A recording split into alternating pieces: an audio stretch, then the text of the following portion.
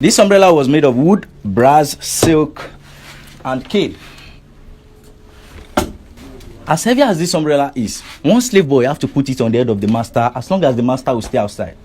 And if a slave boy is putting this umbrella on the head of the master, he should play with his shoulders not to disappoint him. Because if this umbrella should drop from the hand of the slave boy on the head of the master, they will behead the slave. Hi, Jesus. This umbrella was not designed for the sun nor for the rain, just to show your status in the community. You want to try the weight? You lift it from here to know the weight. About 30 to 35 kg. One person will hold it on the head of the master as long as the master will stay outside.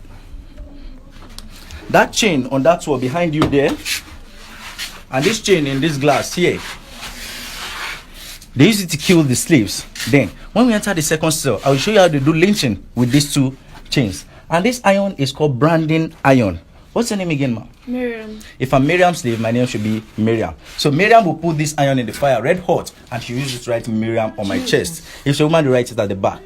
What's your name again, sir? Michael.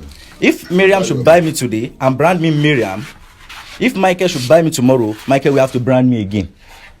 Miriam brand me today, Michael will have to brand me tomorrow because I've become Michael's slave. Let's go inside the dark room where they keep 40 people.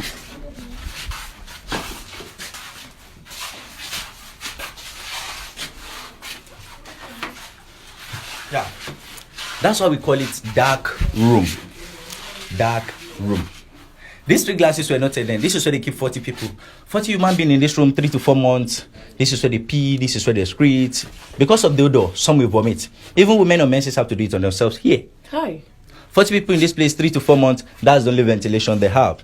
And there was a door here before they will lock the door. So they'll be here for 3 to 4 months. Let's see closely how many people have died in this kind of situation. That's why I do tell people, whenever we are here, we are not here to catch fun, but just to feel the pain the people in the past have felt, our freedom fighters. Here we have a surviving bottle used in exchange of 10 human beings as slave. Like I said earlier, they are not after the liquor in this bottle, but the design on the bottle. Many people have asked me, where is the design on this bottle that was 10 human beings? If you put on your flash, you'll see the design on the bottle. On your flash. You can check it. That's the design. That was why they used it in exchange of 10 people. So that bottle represents 10 human beings because of that design you saw. And these are gramophone records used by Sediki Williams Abbas. These days we use cassette CDs. Most times we use our phone. And this brass disc was given to Sediki as a gift by the Brazilian when they made him the paramount ruler. And this kettle was given to him by the European. These are cowrie shells used in those days. Here we have surviving ceramic bowls used in exchange of 10 human beings as slave. It doesn't matter the size. This was used in exchange of 10. Same thing applicable to this and the rest. So we have 50 human beings in this glass. Oh. Because Sediki was a Muslim then, this is where they keep his water for ablution, his soup pot, and his drinking pot. Let's see the second cell and see what's inside.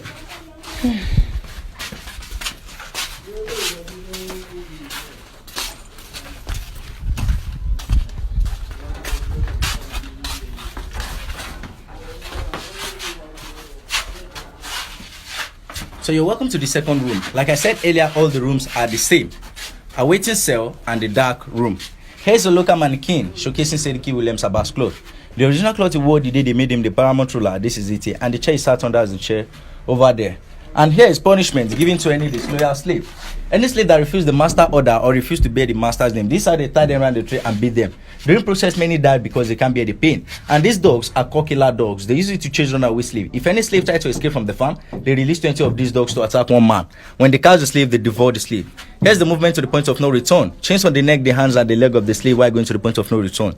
3,000 men on a row, on a single file. If the person in front should fall, the rest behind them will fall. If you are going to the point of no return, today, while going, we'll see a well called Spirit Attenuation Well.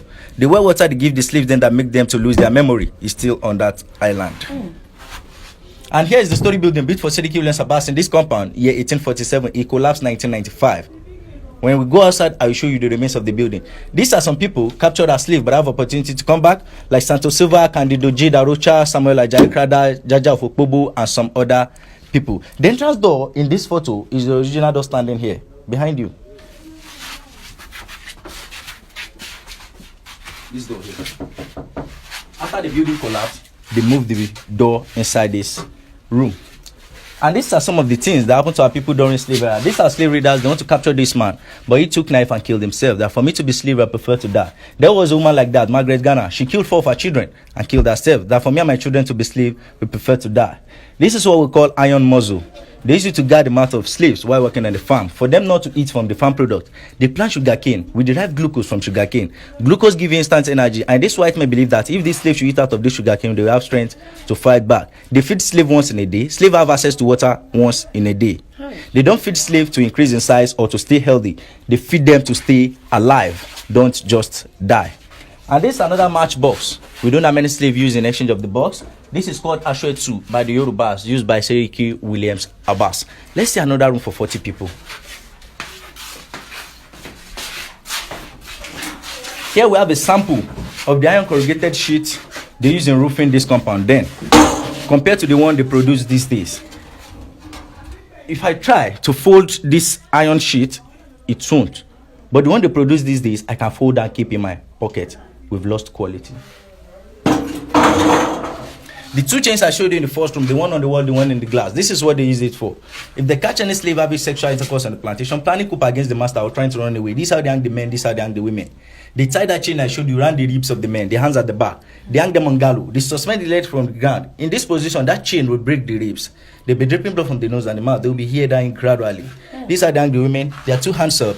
They suspend the leg from the ground. The blood from the hand, the head, all over the body will come to the thigh. They get heavier and they will be here dying gradually. In the presence of other slaves, as you see them, they won't last a day. And here, we have Seriki Williams Abbas relaxation chair. For someone to have this kind of chair in those days, it shows how prominent he was. And these are Seriki descendants. Currently, Badagry, if anybody is to be elected as Seriki of Badagry, the person should be from this family. And this is the current Seriki of Badagry. Let's see where Seriki Abbas was buried in this compound.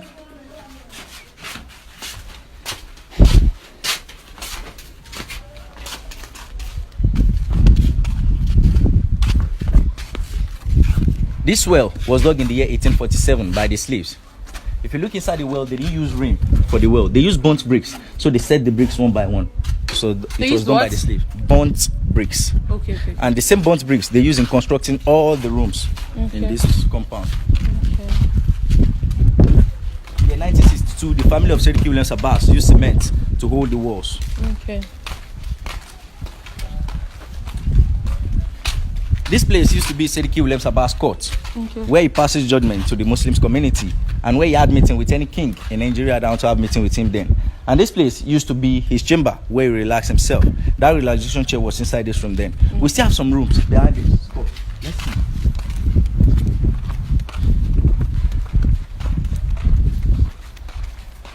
So all these rooms were slave cell, but we have people living in these rooms now here. Okay. So all in total 40 rooms and 40 slaves in each, and all the rooms are the same: a waiting cell and the dark room. We can see sample of the burnt bricks around here.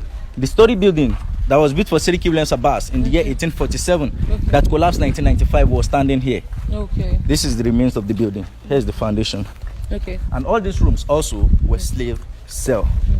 When Seriki Williams Abbas died, this is where he was buried. Seriki Abbas died 11th of June 1919 and he was buried here. Sorry.